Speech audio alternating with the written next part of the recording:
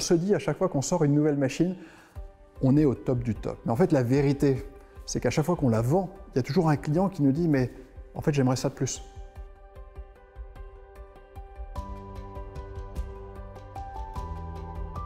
Bienvenue en Mayenne, nous allons entrer dans les locaux de GIS. Bienvenue chez nous.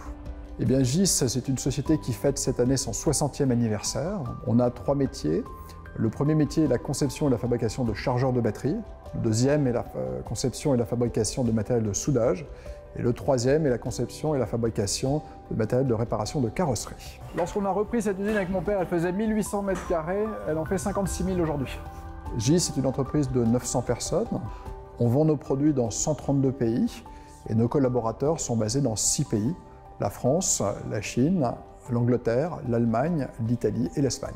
Donc les pièces sont prises par des robots et ces robots vont permettre de plier les pièces. Nous avons bien sûr le secteur automobile et là on a la chance d'être leader mondial dans ce secteur et on sert tous les grands constructeurs automobiles mondiaux.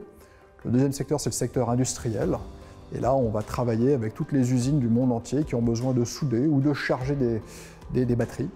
Et enfin, le troisième secteur, c'est le secteur du bâtiment. La densité de fabrication d'un produit qui sort de cette usine, c'est à peu près 92% des opérations de transformation est fait sous ce toit. Donc en fait, GIS a une particularité, on est verticalement intégré. Et donc, on va fabriquer tous nos semi-ouvrés et les assembler sous le même toit. Donc oui, un produit GIS est vraiment du Made in France à 100%.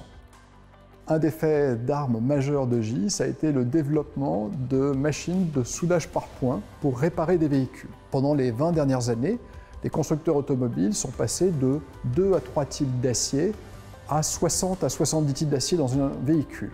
Pour un carrossier, c'est très compliqué de savoir comment programmer les machines puisqu'il ne reconnaît pas les nuances d'acier si facilement.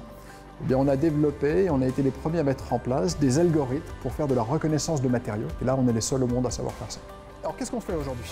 Aujourd'hui, on a 90 personnes au bureau d'études et on a fait un investissement d'à peu près 3 millions pour agrandir le bureau d'études pour asseoir à peu près 30 chercheurs de plus.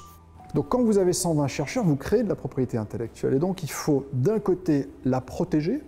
Et on la protège pourquoi? D'abord pour la valoriser et valoriser nos collaborateurs d'un côté, mais on veut aussi la valoriser pour l'aval, c'est-à-dire que nos clients, dans 132 pays, quand ils savent que nos produits sont protégés par un corpus de brevets, eh bien ils se sentent confiants dans la mise en place de stratégies commerciales à long terme.